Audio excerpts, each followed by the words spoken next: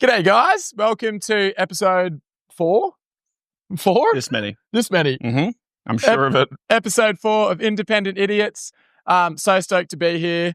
We're still vibing off last week's episode with Liv Cartledge. It was so good. That was unbelievable. It was really incredible. She's so talented. She played 2 songs for us, one off her upcoming album, which made me cry. I was welling up as well. And it was like, because as I've said on the podcast twice already, I'm a huge fan of hers, a massive fan. But when we started this podcast, I didn't even consider the perk that we being able to hear live music. Like the people that you love the most will just sing to you, like exclusives of their stuff that hasn't been released and things. It's the best job in the world. It really is. It really is. Yeah. If we could just get paid for it. Yeah, if we get paid in anything. Oh, maybe we are getting paid technically. Nice, good segue. Yeah. Segued perfectly into Bellsbury, the summer lager. And the summer lager, it's a lovely bit of piss in my opinion. It's a lovely bit of piss. And that's all I'll say about it. We do love those guys. So today we have a couple of guests on. Sadly, Sam Shalou is feeling unwell. Mm-hmm. So he won't be attending. Shalou has got the flu. Sam Shalou has got the flu. Mm-hmm. So sadly, he won't be able to attend. But instead, we're going to have young Jamie get up here and review some music for us. Yes, and young Jamie, to confirm, is Declan. Yeah, that is Declan. Who's the wonderful producer of this podcast. Mm-hmm. And then we also have a surprise guest from the band, Nick from the band Raging Moby. If you haven't heard those guys, they're incredible. He's going to play one of his songs for us at the end of the episode, which we're really privileged to hear. Again, best job ever. And we're going to just catch up with him because we didn't expect to have him on the show today. He was just in the right place at the right time, and we obviously wanted to get Raging Moby on eventually, and he was here when we needed a stand-in guest. Yeah. So it'll be cool just to be able to sit with zero research about what Nick's been up to and just be able to just chat. Just learn. See what's been up. See what his experience in the industry has been like. Mm-hmm. So Jakey, tell me about yesterday. What did you do? Yesterday, great question, Dom. I'm hungover again. Not again. I hate myself once more. But no, I had a really great weekend. I went camping in Lorne last night with some friends. We just danced around the bush and listened to techno. And then we went to the Lorne pub, had a pint of Guinness, played some pool. Do they have Guinness at the Lorne pub? Yeah, it's not great though. No, well, you don't rate it that highly? No, it's not a very good pint of Guinness. Yeah, okay. Lorne pub we're obviously encouraging of all live music venues and all venues in hospitality. Do they have live music there? Yeah, they do. Yeah. It has so much potential. Yeah, I feel like it's the best pub that I know of in terms of like location and the setup of the whole thing, but like it's never really, in my opinion, had the vibe that it could have. Yeah, it's got so much potential. Yeah. So much potential. So like I feel like, and there's a few examples of those around the country, I think, where like there's missing something, and I often think it's like an owner-operated hospitality venue, which is where there's real love and attention and like a character in a venue. And Lorne Hotel is owned by Sydney company, right? Yeah, it's like they own heaps of huge pubs. I can't remember what it's called. Jamie, you can pull that up. Jamie will pull that shit up. Don't worry. Don't even worry about it. It's obviously a big like a corporate thing. Yeah, they own heaps of different huge venues in Sydney and stuff. So I suppose it doesn't really get that personable touch and attention. And also Lorne being like a really transient tourist town as well. Like it kind of, their staff turnover is really high. They probably don't have the same workforce there, the same managers. And I think that's maybe a potential reason that it's never had like that full like culture that some of the pubs have. Have you been to Totti's, the restaurant underneath? Yeah, I haven't, but apparently it's magnificent. It's so good. Yeah. Really, really good food. And it's like not crazy expensive. Yeah. It's a hatted restaurant, isn't it? I don't think it's hatted, but they have... what does that mean? Well, before you go saying that you don't think it's hatted, how about you have a moment to think about what the fuck means. Hat means? Hatted? It means that they've received a hat. Yeah. And that's as far as my knowledge goes on it. But I believe it is a hatted restaurant. It's like one of the highest awards that a restaurant can receive. Oh, sick. Well, it deserves it. Either way, it deserves it because the food was really good. Everyone deserves hats, to be honest. Everyone does deserve it. You in particular. Fuck you. Take it off, see what's under. No, you can't de-hat a bald man on his own podcast. Jesus. Sorry, boy. That's quite right. And the night before that, I'm going to open this lovely The night before that was your birthday. It was my birthday. Your 32nd birthday, you old fool. You old bat. What did we do? So thank you so much for looking after me my birthday. You're welcome. It was I'll be honest, I forgot up until 2 days before. Yeah, I already knew that. Mm-hmm. Yeah, because I was talking to you and then you eventually were like, oh, yes, your birthday. You've got so many plans. Oh, I forgot it many times before that point as well. Yeah. I'd completely forgotten about it the week of, and then Riley reminded me. Yeah. And then I pulled some strings to get the day together. Oh, good. So, it was an emotional birthday. Big life changes have been happening. And so you've been a really wonderful support for me over this time. Thank you. And I didn't really know what was going to happen, but I didn't really want to organize anything. And I genuinely wanted something to happen. So your mum and your dad, the lovely Deb and Nevin Honeyford, took me out to see Ross Noble. Mm-hmm. Good comedian. Great comedian. Shout out to Ross Noble. He is he's a genius, man. Yeah. So for those of you who don't know who Ross Noble is, he's a comedian, is English, but lives in Australia, lives in Victoria. He's super famous, so it wouldn't be surprised if a lot of listeners get around him. But I reckon 90% of his show was improvised. I reckon it was too. I think he comes in, I don't know this, but it seems like he had a few jokes scattered through the performance, and his interaction with the crowd is how he'd build a story with 5 moving parts. Yeah. But based off people in the crowd, and then he'd tie them into whatever jokes he had prepared somehow. It's pretty cool. It's really cool. amazing. And he's just gotten out of hospital. He had a kidney infection. And so apparently, you and your dad were saying he was a little bit off. He wasn't at his A game, but for someone who had no reference. And no kidney. No kidney. He did a hell of a job. But myself having had no reference to his comedy, I thought it was incredible. Yeah, I was It was really, really entertaining.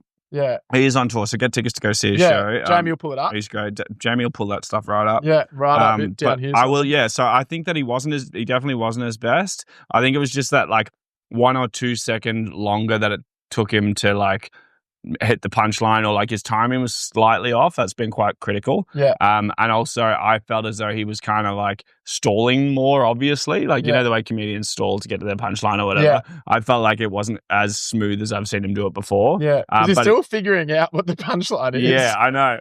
But he used to, when I've seen him before, you were just mesmerized with how the fuck he could possibly do it, because it looked like magic. It looked like it was so so fluid that he wasn't even There's no hesitation. Yeah, well, you didn't see him think about a punchline at all. It was really fluid. That said, though, I really enjoyed the show. Genuinely, I had a great time. It was really, really funny. Yeah, it was amazing. I have so much respect for comedians. Yeah. It's the highest pressure job that you can get in the arts industry. Apart from podcasters. Yeah, this is so stressful. I haven't slept in months over the stress of it all. Oh, God. I don't know how we do it. We should get some sort of award. We did. We got a case of beers. And the child mentioned an award. Yeah. That's the Grinch. The Grinch. In case anybody was wondering. Let's watch the Grinch again. We did watch it the other week. You know what they say? One man's toxic sludge is another man's potpourri. So good.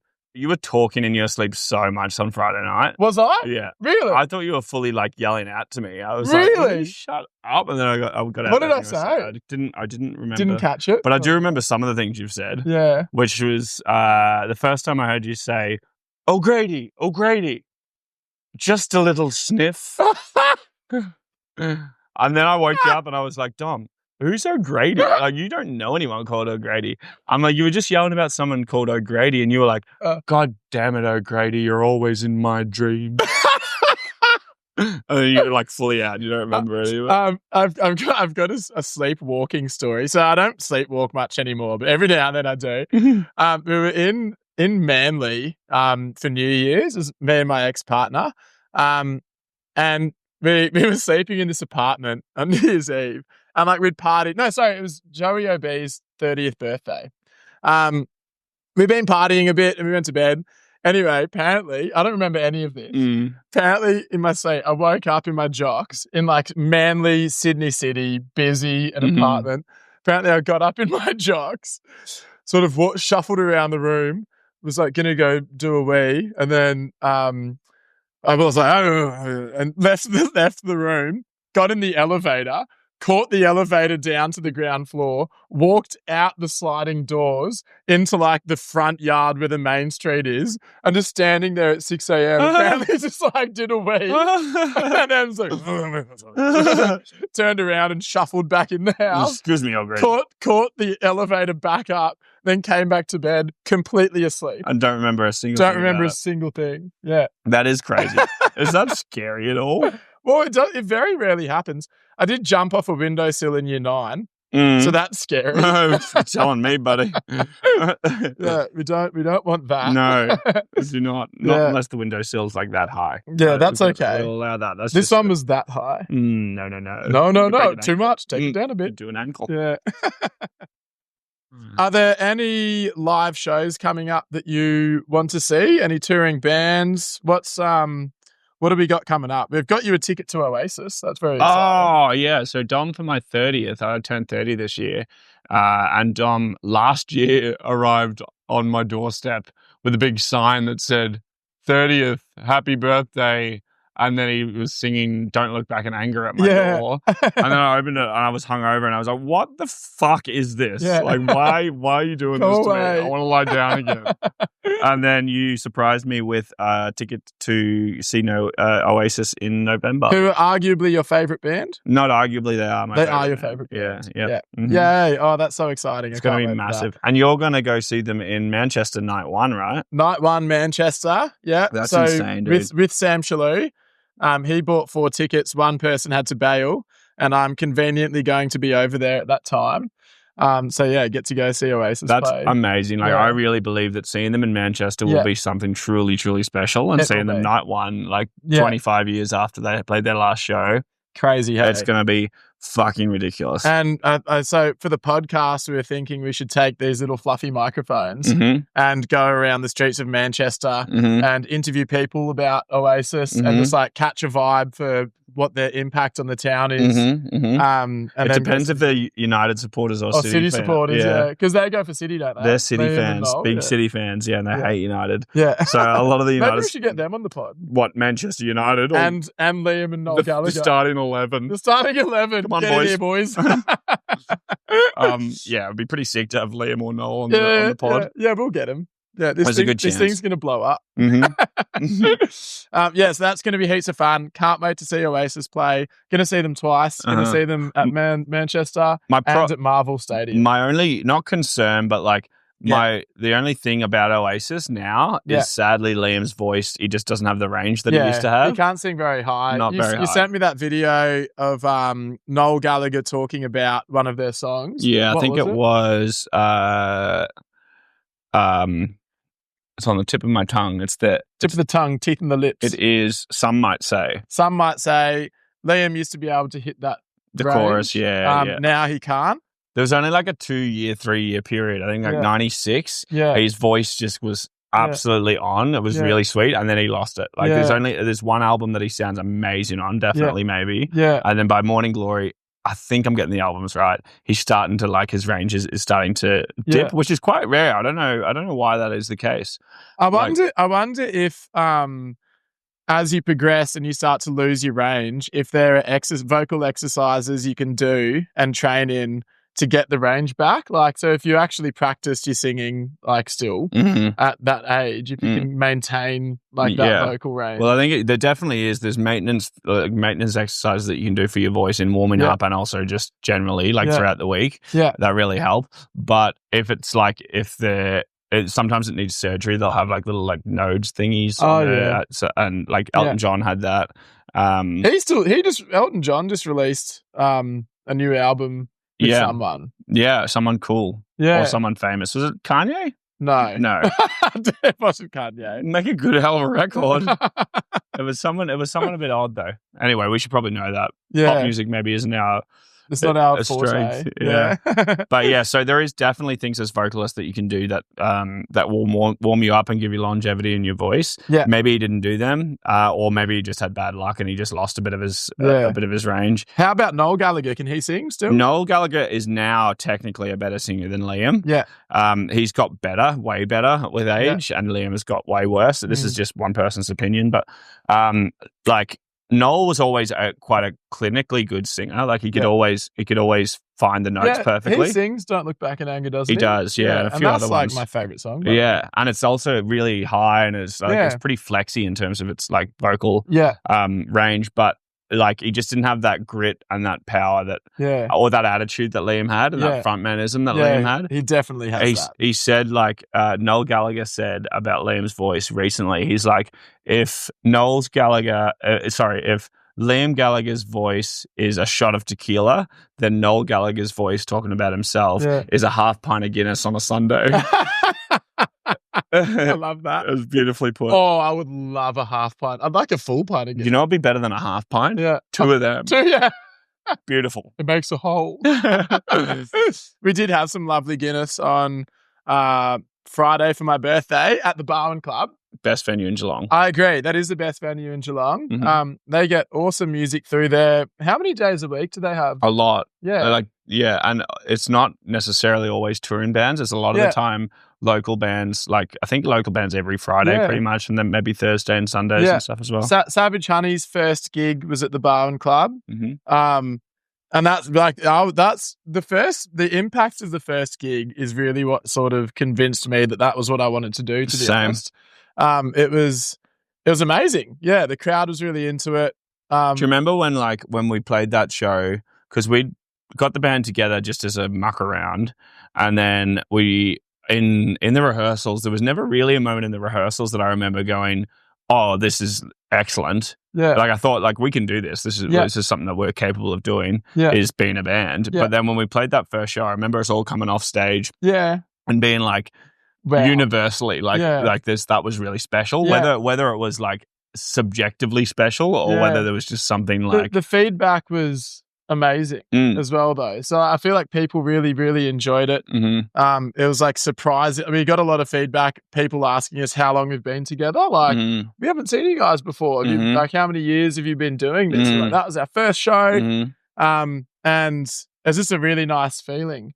And there's something really special about coming off stage knowing that you've just played a really good gig. Definitely. It's not always going to be the case. No, and it can be very hard. It can be really quite devastating when you go off and you've played subpar of what you wanted to. And that used to sit with me a lot, was like, I would really like the high of playing well is the best feeling in the entire world. And the low of like not feeling that you played well or feeling that you let someone it's down. So bad. Really awful. And like you go over like the replay in your head of how you could have done it better and this and that. And I think like it eats you alive a little bit. It does. And I think like you have to, what I've learned so far is like, you really need to prepare as well as you can. Yeah. Give yourself every opportunity to do well, and then whatever happens, stay sober on stage, or soberish at least. Yeah.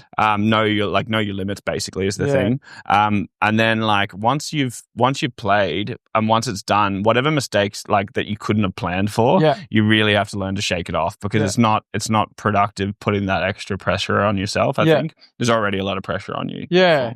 I've had the gig that we played at the Surf Coast, the Torquay Surf Lifesaving Club. We bombed that. It was really bad, and it took me a couple of weeks to recover from it. It really rattled me. I think because when you know that you have potential, and I really care about the fact that people have paid money to go see this performance, you feel like you've let people down a little bit. If you don't deliver the quality show that they have paid to see. Yeah. So I really rate practicing as much as you can. I feel like if you're a band, having at least one practice a week is ideal. Consistently, even if you're not in the touring phase. Yeah. Like I mean, agree. It can be hard. Like we're not doing it at the moment, but like it can be hard to get everyone together. But also like for us, that's important because we're like decent musicians, but technically we're not phenomenal. Not at all. Like we don't play our instruments we don't excel at any of them. So having that practice there is really important for us. Because it's all vibe and it's all it's all cohesion and dynamic on stage. That's our appeal more than like individual musicianship. So having being tight and being like in the pocket for us is really important, but it is for any band. Yeah, totally. Yeah. And I mean, I suppose like you get the motivation to play the best gig you've ever played if you cock it up. Yeah. Yeah. Like if you play a bad show, then you really want to deliver next time for sure. Yeah, or it can go either way. I've seen people like just be so rattled by bombing that they never do it again. Yeah, like, I quit. Yeah, literally. I know somebody that actually happened to. I think it was just too much. Yeah. That's what I'm like. Playing solo scares the living hell out of me. It is pretty scary, and I have bombed solo, like truly bombed. You have? Heaps, really? like a lot, to the point where like I get off stage, I know the crowd didn't enjoy it. Yeah. The venue owner has said a few things that let me know that he didn't enjoy it. Yeah. I didn't enjoy it. Like is it bombing? Like when you really bomb and like bomb, it is a horrendous, harrowing experience. Yeah, for sure. It like scars you. But if you really, really love it, you push through it. And then you get to a stage where you are confident that you can always deliver at least to a certain benchmark. Yeah. So for people who are, working the gig scene, playing covers at pubs and things, do you have any advice for musicians out there who write their own music but like go out, get money basically by playing cover gigs and things? Like, is there any advice to them that you would give if they're up and coming and are just starting out doing that? What do you reckon are some really key elements to being able to deliver a good show? And what advice do you have to give them to sort of make it work, make money out of it, and then eventually utilize that to be able to play their own music and have a crowd listening to that? Mm-hmm. So first thing is have a basic understanding of how to set up a PA and how to get your vocals sounding good, and how to troubleshoot problems with your PA. Yeah. Because if you can take the technical element out of what can go wrong, it's a way less stressful experience. And that is tricky because every venue's like got a different setup too. So like have your own gear, know how to use it. Basically, that's the first one, and that is something that nobody taught me at the start. Yeah. And I was running vocals through guitar amps with no reverb, and like it's no wonder that you bomb because and we still don't really know how to. Nah, my understanding 10 years in is still really basic, but like making sure you have a fallback wedge there, and that you're allowed to use it, because like hearing yourself is a real issue if you as a singer. So that was the first thing. Have a basic understanding of technical good advice stuff. The next one is don't undersell yourself. So in the cover scene in Australia anyway, it's a relatively standardized payment fee. If you're a professional, what are we talking? Like, what can you earn? Your top end guys are earning $450. I think this is correct. $450 for 3 45-minute sets. Yeah.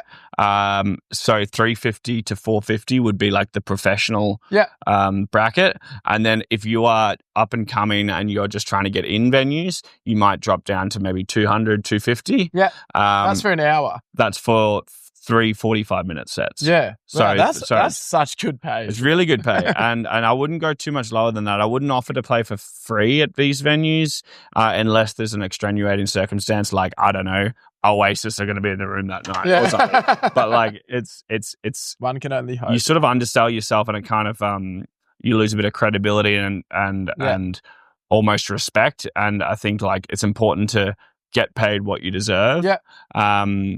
And so, but it's sort of, the market has stabilized itself in that regard. Nobody, like everybody, it's an unspoken agreement. This is pretty much what you charge. Yeah. Get an ABN set up, and so that way you can do it officially, because not every place, in fact, a lot of places don't do cash for gig payments. So if you have an ABN set up, then you have every venue is now an option. Yeah. Whereas if you're just doing it casually and trying to get cash, then you won't be able, like you won't get as many gigs. Not as many places will do that. That's correct. Yeah. And then similar advice to what you gave on one of the podcasts, which is just be on time, be respectful, be chatty, be personable. And then same with invoicing. So invoice on time. Yeah. Just basic business rules and things like that. Yeah. And the other thing is that when you're, I would say trust your ability to read the room. Yeah. Like, I feel like don't be afraid to, in any sort of creative performance, if you have the ability, don't be afraid to change stuff up if it's not working, or like think on the fly with like, if I'm playing to a crowd and it happens to be everyone between their 40s and 50s, I'll play a lot of stuff from the 90s, because song selection when you're playing covers really makes a difference. So I suppose that's a big thing then, is like having a huge variety of covers. So like you know different eras, and if you can do exactly that appeal to the crowd that's there. That's so good. And I got one more which I don't have down, and it limits me, which is be able to play a variety of tempos and pace of sets. So for me, I do slow, ballady type, like spaced sad boy stuff, but a lot of venues, most pubs want rhythmic strumming with maybe like a stomp box, a bit upbeat, where people can move to. And I don't like playing it, and I'm not good at it. And therefore, there's venues that I just won't play at because I just know my style won't fit it. Yeah. So if you really want to make a career and make money out of being a cover artist, which there's definitely a place for, I would say have the ability to play that a variety of tempos and a variety of energy. Totally. It's such a funny thing that happens is when you get stuck in the habit of your musical habits, like performing. So to sing differently to how you normally do can actually be so challenging. So like if you're used to singing ballads, or like so in Savage Honey, I bring underdogs to you.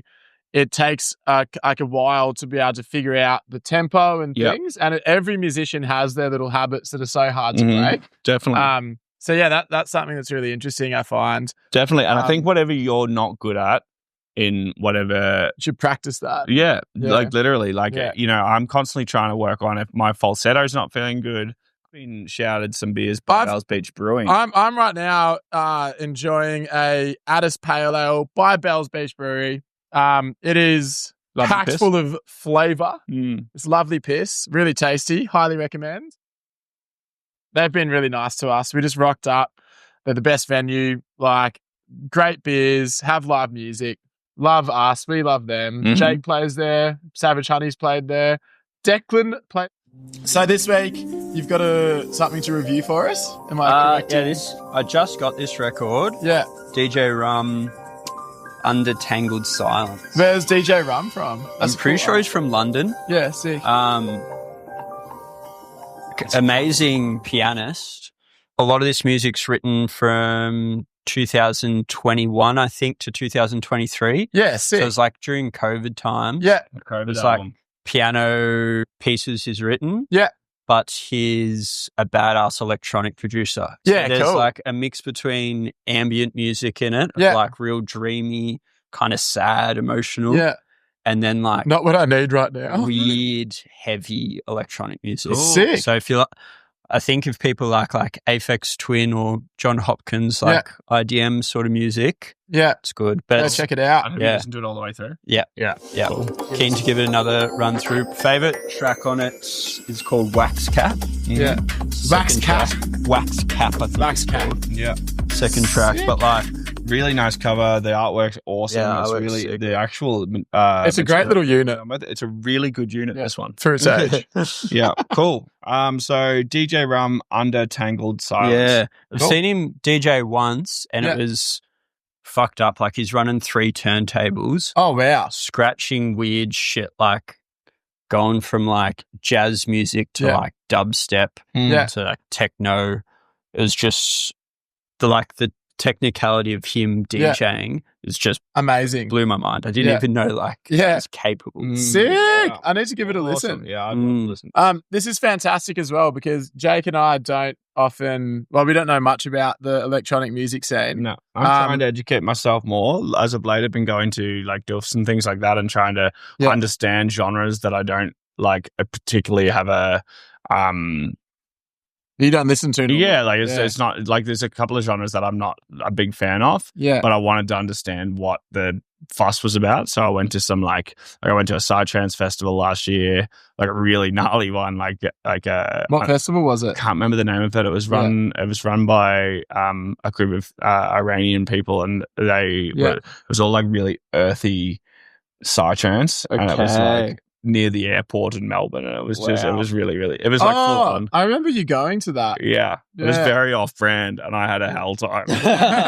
when you hear Psytrance through like a proper sub, that's why Psytrance sound system makes a world of difference. Yeah. It's like cool. But a lot of electronic music is like, if you're not listening to it on a big sound system, it's pointless. Yeah. Do you have any gigs coming up yourself?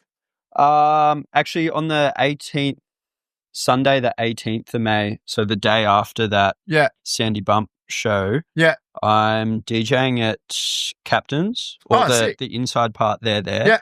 And what they're doing is like, it's a live stream recording and video. Yeah. So it's me and then Bandicoot DJs on after. Sick. So that'd be each awesome. do an hour and a half set. Yeah. And it's all streamed. Yo, Captain's is another epic venue in Geelong. They normally have, DJs play, but they do sometimes have bands on as well. I saw Parakeet played the other day, which I would have loved to see. I think Rach Brennan is doing their bookings as well for the bands. Cool.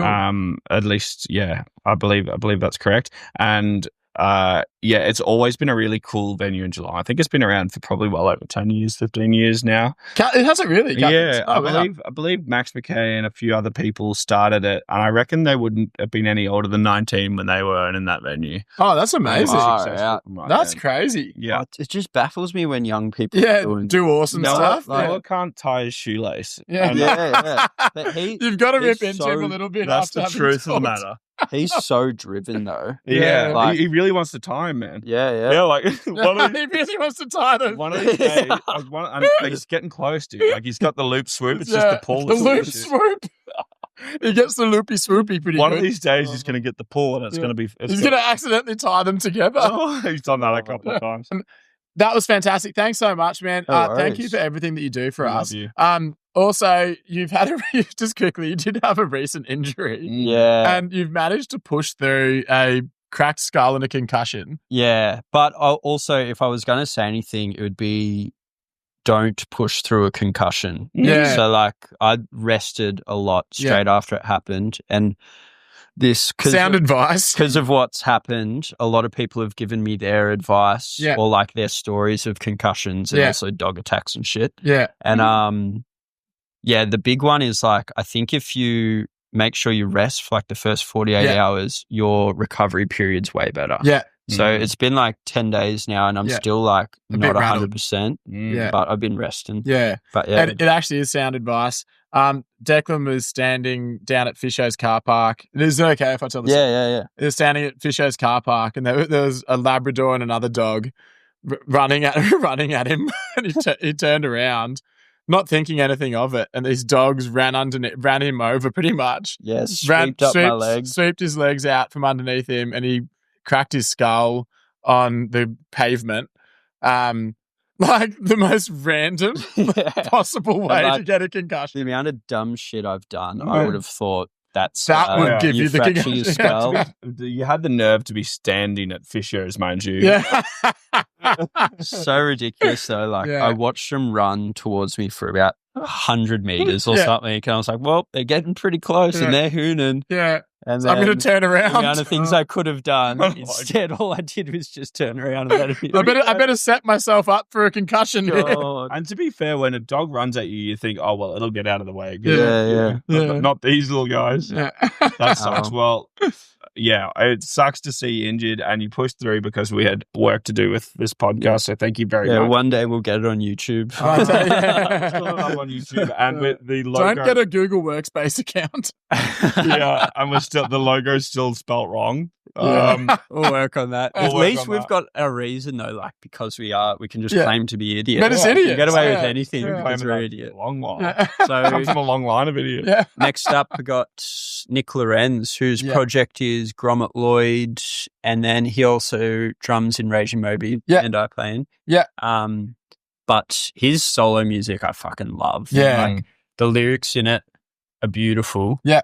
Like he's got songs about his granddad. He's got songs about like how shit the political system is. Like when ScoMo was in charge, like the song he wrote about him. Yeah. Beautiful. It's like, he used to be he is a firefighter. Yeah. And like, some of his lyrics are just fucking beautiful. Amazing. And he has things on Spotify? Yeah. Grommett Lloyd's on Spotify. And Grommett then like Lloyd. some of his, he must have about 8 songs on Spotify, and then he's got some music on SoundCloud as well. That's like in his mind not polished or recorded as well. Yeah. If you don't have things to do behind the camera, do you want to stay on screen for Yeah. You know his story and I might sit in between you. Yeah, nothing would make me happier. I would love to get a hold of you. I'd love to get a little squeeze of him. A little squeeze. Everyone will. Don't squeeze his skull. Of course not. No. Be careful of your skull. All right. Yes, Nick. Welcome. It's good to have you. You give him that mic, Jake, and we'll shut this up. Thanks so much for coming on, man. No worries. Thanks for having me. Yeah, always welcome. So today Declan and I were just hanging out in Declan's little studio where he makes art. We hadn't found someone for the podcast. You just walked in, handsome as ever, and you played a song. You played Flinders Street. And I was like, man, can you please play that for us today? And join the podcast. You're like, you got the job. He's like, I didn't apply for it. It's like, I didn't want the job. I want to do this. This is entirely a favor. So thank you. So you haven't been playing much music recently, but you had an EP that you've released out on Spotify that Declan was just telling us about. Talk us through that EP. Yeah, my music in general has been pretty sporadic. Where I'll get stuff together, do an EP or something, and then you won't hear from me for 2 or 3 years. Or I think maybe 4 years since this EP. But that was just a collection of songs. Yeah. That I'd been writing for years and years, and decided to put them out. Epic. Mostly from, people like Declan and other mates just hounding me about getting songs out there for people to listen to, which has, been really nice and good motivation. Well, I've only heard Flinders Street and it was special. Like it actually was really special. So I'd love to listen to the whole EP. You also play drums for Raging Moby. What's happening with Raging Moby at the moment? Yeah, the people really want to know because the people off the Surf Coast are big fans of Raging Moby, and we want Declan back on stage. Yeah. Well, unfortunately, locations are the thing it's always been the case for Raging Moby. I mean, I've generally lived about 3.5 hours. And isn't someone up in the NT or something? Yeah. Eden's up in Northern Territory. Yeah. Yeah. So, so it's not that easy. No, and we've always pulled through. I mean, we've still played gigs since Eden's moved up. Yeah. It's generally 1 or 2 gigs a year. Same with my solo stuff. It's 1 or 2 gigs a year, and that's about it. But, it's enough to, keep people engaged. Yeah. Keep going, probably not enough to actually progress. Yeah. But that's okay because you guys have a fan base. Raging Moby does. And it's an epic band. Jamie will pull that shit up. Yeah. So you can. Yeah. Well, I think it's about what you want from music. Like I think with Raging Moby, it's always just been about creating a space for our mates to have fun and make fun songs that people can listen to, and it's pretty special being able to listen to songs that your friends make. So 100%. It's given that. And then with my solo stuff, it's about giving people something to relate to, and get to know me better because I'm terrible at communication. Relationships, friendships, family. Yeah. But give me a guitar and suddenly I can put people in my shoes. Yeah, it's so good. That's amazing. And it's such a relevant thing. I feel like a lot of musicians can be pretty useless with comms. And then... What are you talking about? Exhibit A. But then exactly when you play your music, that's like a shortcut to putting people, as you said, in your shoes. And you hear so much emotion through music. It's really, really special. It's unreal. Yeah, I feel like Nick's got a good storytelling aspect to the Grommett Lloyd music. Yeah. Grommett Lloyd. How did that name come about? Yeah, well, Lloyd's kind of my grandpa's last name. Yeah. So anyway, he's just like kind of what I depict as like the best thing. Yeah. He's Great bloke. Good man, right? Yeah, lived a good life. Yeah. Very selfless, gave everything to people around him.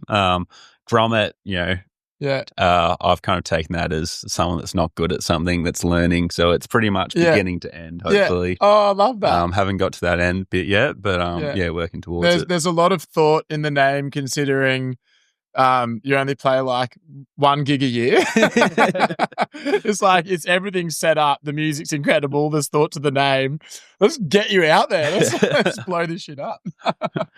So I thought it was interesting what you just touched on about like your idea of success and how that, or your idea of why you play music in different bands, and that might not always be like if you play 2 gigs a year with say Raging Moby, and you say you're not progressing, but like it depends what your goals are, right? Well, yeah, absolutely. I mean, I think in terms of, I guess a goal would be, and, I guess the thing with a band is everyone's got different ideas of what you want in a band. Exactly. 6 people. Yeah. And it's really important, in my opinion, to have that conversation with whatever project you're working on, with everyone in it. Like, what do we want to do here? What goals do we all have? Because, there's so many different ways that you can be successful depending on what you're actually aiming at. You know what I mean? Yeah. So I guess my follow-up question is, what are you aiming at generally and specifically with those projects? Great question. Well, I mean, I guess the highlights of like, especially Raging Moby for me, the highlights of the career has been, creating those awesome spaces with mates, but also we tried to make it a party when did put on Raging Moby shows. Yeah. But I guess another thing is like we are all just into music. Like that's how we became mates. That's how I've become mates with a lot of my friends, is through music. Like I just love it.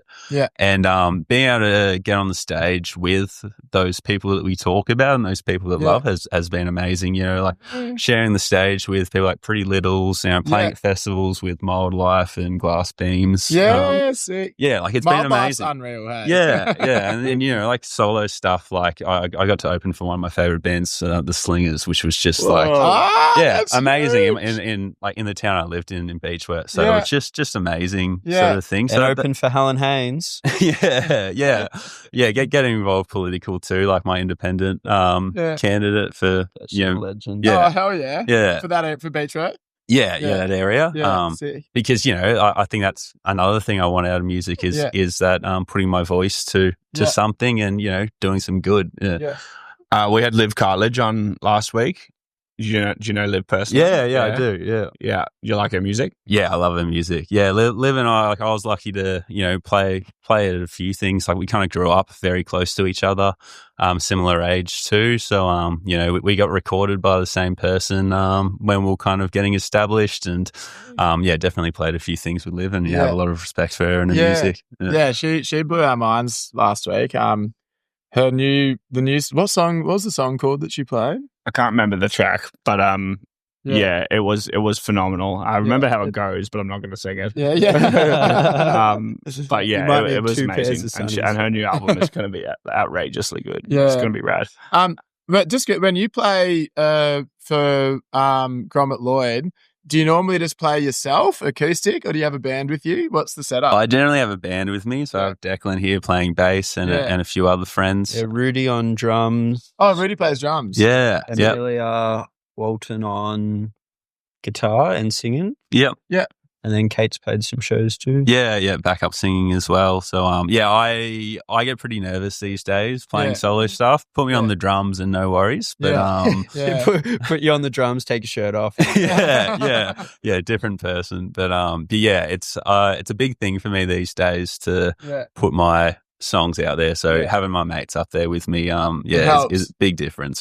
Dom, I think, can speak to that at the moment. Like we've got this gig coming up on the 25th of May with Sam Shalhoub and Dom and I doing solo sets of new material that we're writing at the moment that might not even be fully finished yet. Is that on a Sunday? It is on a Sunday. But Dom has been openly basically bricking himself about this solo performance. Terrified. Yeah, so I think it is a real vulnerable position to put yourself in. Yeah, it is, especially if you're not normally a front man or lead singer. Like when we play, I have you up there as like the front man of Savage Hunt. And I get really insecure around playing solo stuff. I don't really like the sound of my own voice or anything. But as you said, when you're up there with your mates, it makes it so much easier and so much better. Absolutely. Yeah, you've got people behind your back and you're not necessarily just the center of attention, which can be pretty intimidating. And for me, that fallback of having mates behind me, that's kind of replaced the fallback I had before, which was alcohol. Which I think has been one of the negative things of especially for me in the music industry. Because I think a sad reality for me is that my stage presence, everything like that, is improved with alcohol. It's just the confidence. It's a huge thing. My performance is going to be better when I'm drunk. Unfortunately, damn it. Which is bad when you've got a negative relationship with alcohol. So you've been sober for a while, right? Oh yeah. I've started having a few drinks now, but I was sober for 9 months, so not a drop, and that's huge. And I would not have been able to do that if I was gigging every weekend or something. It's just especially when you're getting free drinks. Absolutely. I mean, a lot of the time that's that's kind of how you're getting paid a lot of the time is writers and things. But that's been really interesting kind of learning to still be comfortable and having ways to be confident with music, but then not rely on alcohol. Do you remember your first sober gig and were you petrified? Oh yeah, I've played a few now. Definitely scared. How did it go? Like performance-wise? Are you playing way better? Always worse. Yeah. Oh, is it? Always worse. Yeah. It's such a sad reality. So I feel for me there's a window. Like there's a nice 3 beers. 3 beers is lovely. It'll get me a little bit tipsy, a little bit more confident. Yeah. And then there's a point after that where I just get sloppy and don't remember anything. And and I guess that's the thing of you might perceive yourself to be playing really well, but you actually might be playing shithouse, after 15 beers or something. But on the drums, never drop a stick generally when I'm drunk. Sober, drop a stick like 6 times in a gig. It's that overthinking. I'm not quite sure, but it is interesting. And then definitely just that stage presence. Like I struggle to look at people when I'm playing sober. Getting better now, especially with good mates next to me. But well, 9 months of sobriety is such an achievement. Like it's certainly not easy to do, especially in our culture. Jake and I often talk about sobriety. Jake's just done a little stint. 2 episodes ago, you actually said you've quit. I have no comment on that one. I reckon Declan said he was going to quit a few weeks ago too. He's got a concussion. I'm actually off it at the moment. But that's the thing. Like there's no shame in giving it a go and going back to drinking. It's just whatever works for you. And, totally. And I do drink now. Like I think my relationship with alcohol is a lot more healthy and a lot better. And I do have a few beers every now and then now. But that's great. It's just what works for you, I guess, isn't it? That's it. Yeah. Glad to hear that. Well done. Congratulations. That's massive. That'll be a big personal growth, I think, for you as well. And it'll continue to eventually, like, sober will be the best performer, I reckon. You know what I mean? It'll be like, that will be your default, will be when I'm sober, I'm at my best. That's when, like, I'm at my most comfortable. But that probably just takes some time to get to. Yeah, we'll see. But it's what I want and what I'm comfortable with. So even if it's not the best, it's what I'm going to be doing from now on. Yeah, nice, man. That's great. Well, and what do you do for work outside? So obviously music's not a huge part of your life right now. What do you do for work? Yeah, so I've kind of, I guess, like, music was, I think I used to see myself as being a musician, definitely in high school, you know. Do you want to come back to that, do you reckon? No, I don't think so now. You know, I got trained up as an audio engineer, all that sort of stuff pretty early on. But then as soon as I left school, just got pretty obsessed with the kind of land management, environmental side of things, got into forest firefighting, which I spent the next 6 years being pretty invested in and living in pretty remote areas and being pretty busy in emergency response. So that's doing forestry firefighting, that's like seasonal, isn't it? Like a lot of it, I generally kind of do 8 months, and then those other 4 months, you know, we would play more gigs and things like that, which was kind of a good way of doing it. You're fucking doing it hard yakka for a bit there, like especially in the end of 2019 fires and early 2020, like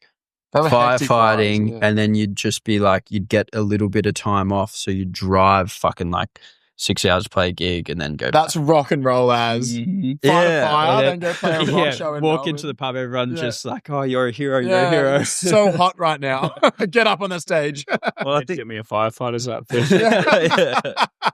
Well, anything to help you right now, boy. I think music played a really important part in that season where because for 8 months I was 7 days on, 2 days off, kind of go fighting fires, and I really struggled not doing something in those days off. So music was that awesome thing that kind of kept me busy but still kind of relaxed at the same time. Got to do it with the people I love.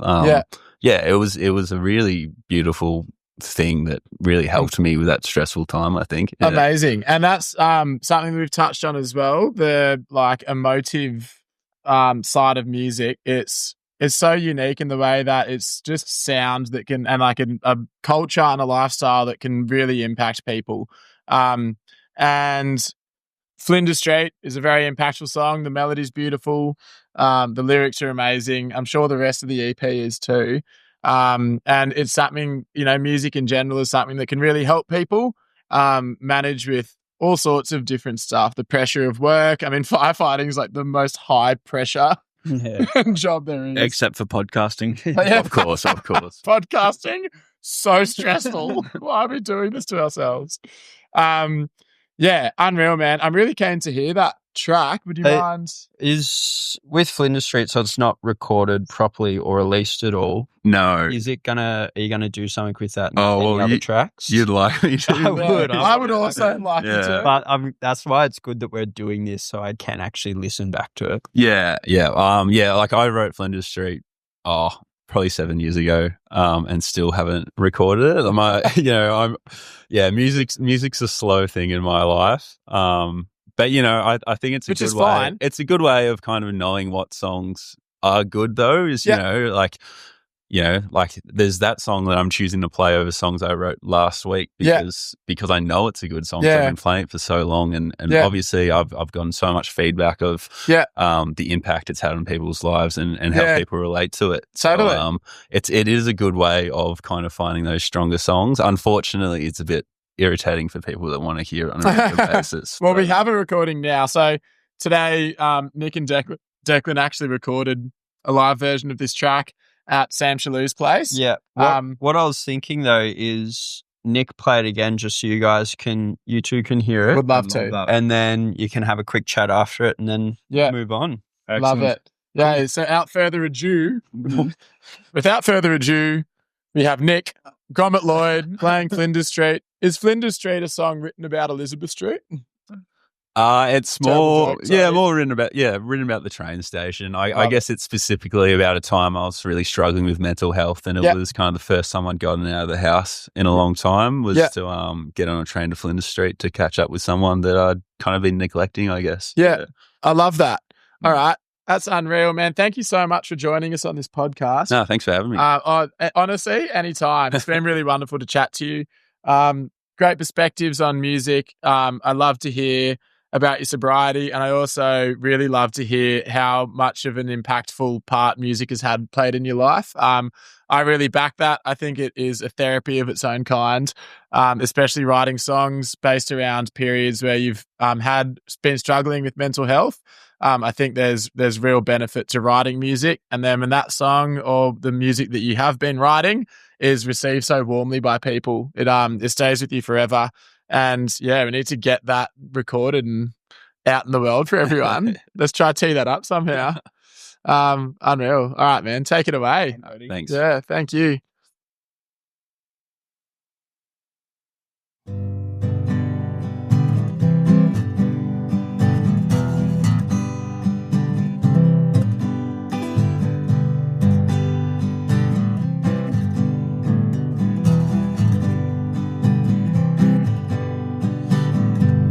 Train to Flinders Street. I got my good shirt on and my good blue jeans.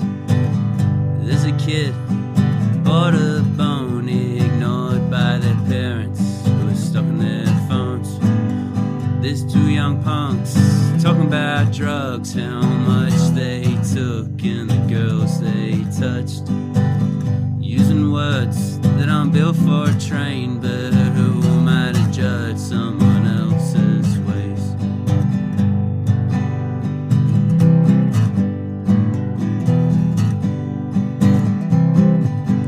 Well, I'm running late, but that's okay. They'll have to wait, but that's okay.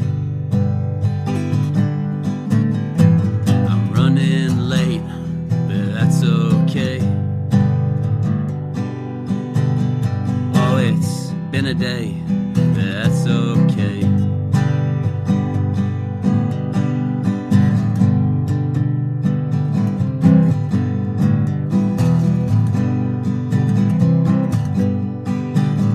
On a train to Flinders Street, I haven't seen you in a while, it's about time we meet. There's a man begging for change, well, I feel like shit when I just look away. There's two old blokes talking about home, all the things they've done and the mates they've known.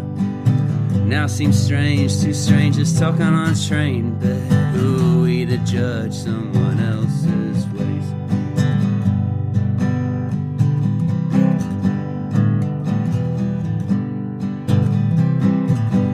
Well, I'm running late, but that's okay.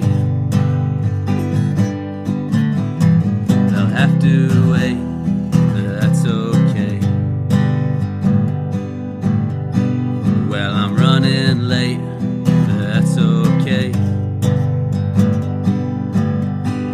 Oh, I crashed my car, but that's okay.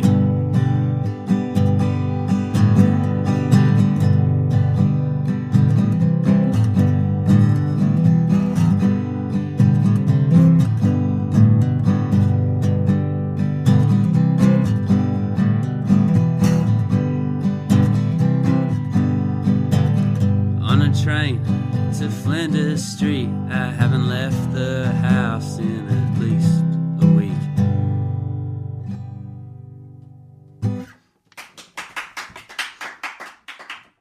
Thanks.